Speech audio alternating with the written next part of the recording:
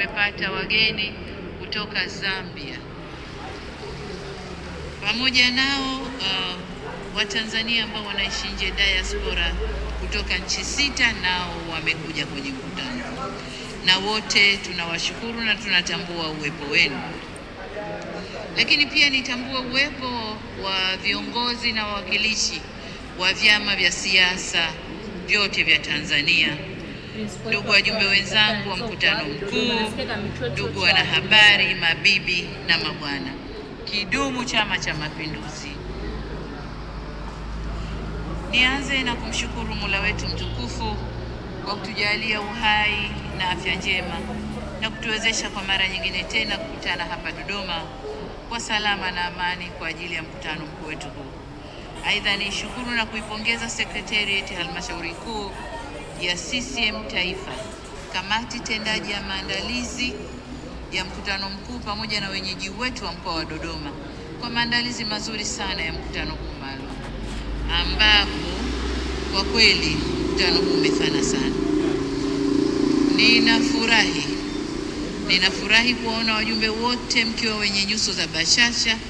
Ninawashukuru sana kwa mahudhurio yenu mazuri, na naamini kuwa ninyi pamoja na wageni wetu walikwa mmepata mapokezi mazuri pamoja na huduma muafaka tangu mlipofika hapa Dodoma. Karibuni sana makao makuu ya nchi yetu.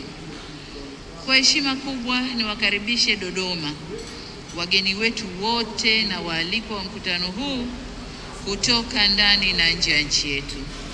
Ninawashukuru sana wageni wetu kutoka vyama rafiki kwa kukubali mwaliko na kuja kuungana nasi leo.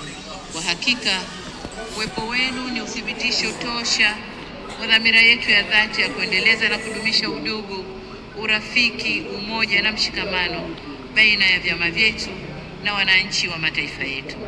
Kwa niaba ya viongozi wenzangu wa Chama cha Mapinduzi, wanachama na Watanzania wote kwa ujumla, tunawashukuru na tunawaambia tena karibuni sana.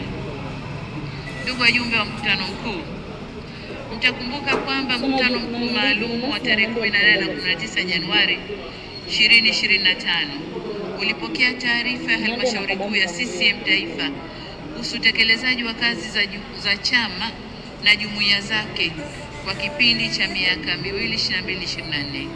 Lakini vile tulipokea taarifa ya utekelezaji wa ilani ya CCM ya uchaguzi ya mwaka 2020-2025 kwa kipindi cha miaka 4 mpaka mwaka jana uliofanywa na serikali zetu mbili. Tulifanya marekebisho madogo ya katiba ya CCM ya mwaka 1977 na likawa toleo la 2025 na kumchagua makamu mwenyekiti wa CCM Bara.